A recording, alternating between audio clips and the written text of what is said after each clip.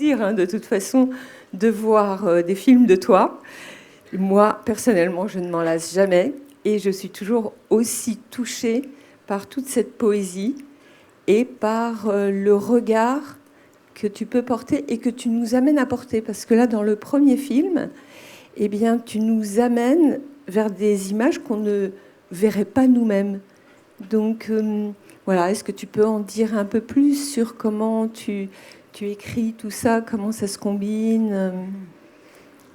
Eh bien, c'est vrai que c'est une chose que j'ai eu l'occasion d'exprimer déjà lors de précédentes éditions des rencontres vidéo pour parler de films précédents, à savoir que j'ai tendance à aimer regarder là où parfois on ne regarde pas, d'une manière générale. Il m'est arrivé de faire des films avec essentiellement des images de ce qu'on voit sur le sol ou de ce qu'on voit parfois dans le ciel. Alors le ciel, on est nombreux à le regarder, et les nuages en particulier, mais j'aime porter un regard là-dessus. Et en même temps, justement, non seulement porter un regard sur ce que l'on parfois ne regarde pas, mais essayer aussi d'imaginer ce qu'il y a derrière.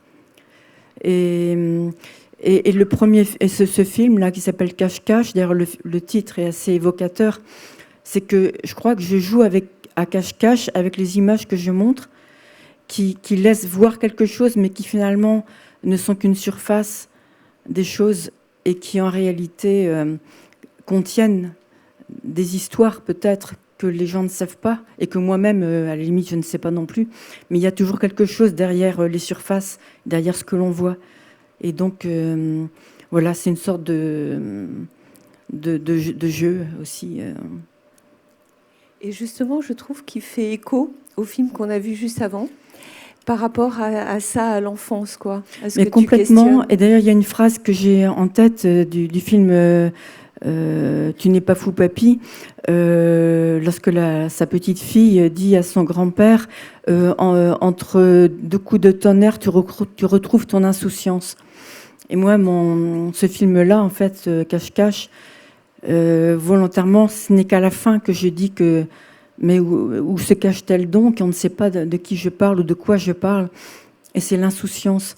Et parfois, soi-même, on n'a pas tout à fait conscience qu'on a perdu une forme d'insouciance. Et en même temps, inconsciemment, je crois qu'on la recherche un peu. Et donc, c'est pour ça aussi que j'évoque ça. Est-ce que quelqu'un a une question ou veut intervenir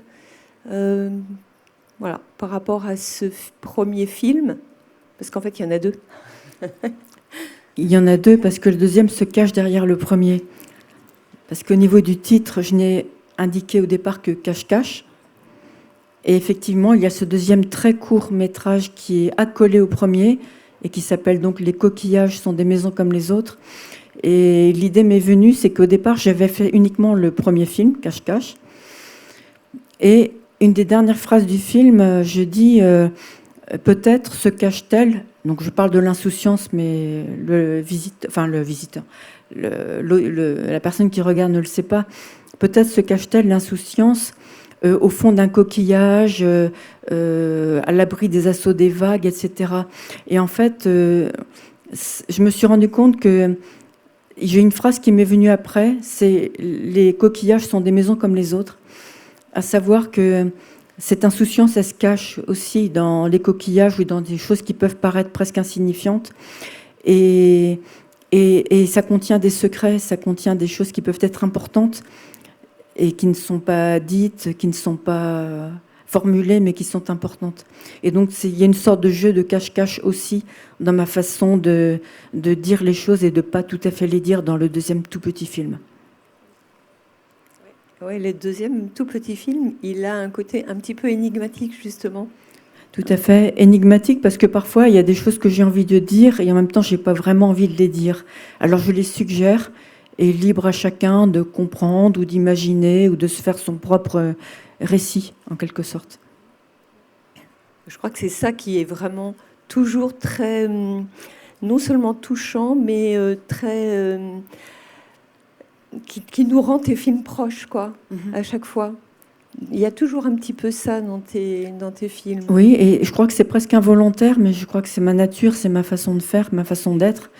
Et peut-être aussi que si tout était dit, montré, démontré, ça empêche un peu l'imagination de chacun, ou en tout cas ça la réduit un peu. Et je trouve intéressant d'entrouvrir des portes et que chacun puisse ensuite, éventuellement par son imagination, franchir ces portes et aller plus loin. Merci. Alors, est-ce que, parce que avant que j'appelle la troisième équipe, là, est-ce que quelqu'un a quelque chose à dire? Ah, voilà. Oui, bonjour. Alors, Bonjour. j'ai aimé le petit court-métrage. Je voulais vous demander, vous l'avez fait toute seule ou vous avez été aidée? Non, c'est quelque chose que j'ai fait seule, en fait. Je me suis mise à la vidéo toute seule, un peu par hasard, il y a un certain nombre d'années. Et donc, je fais ça en autodidacte. Je fais ça avec un logiciel de montage amateur. Voilà, c'est quelque chose que je fais dans mon coin, au moment où je suis traversée par des émotions en général.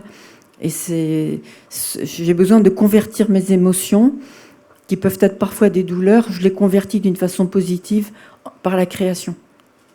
Dans votre film, c'est justement cette phrase et avec les coquillages, et puis dans le vôtre, c'est des fleurs et des paillettes. Et ce que j'aime vraiment beaucoup, c'est que en apparence, c'est beau, ça peut paraître superficiel ou banal, et quand ça rencontre la profondeur et que ça permet d'exprimer quelque chose de plus complet, ça ressemble au bonheur. Voilà.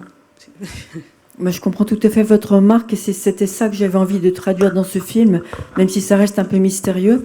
C'est que j'avais pas envie qu'il n'y ait que de l'esthétique ou que de la poésie, mais qu'il y ait aussi quelque chose derrière, mais que ce quelque chose derrière, il faille un peu aller le chercher. Effectivement. Donc merci d'avoir compris ça et d'avoir fait cette remarque. Merci. Bravo, hein, vraiment. Bravo. Merci.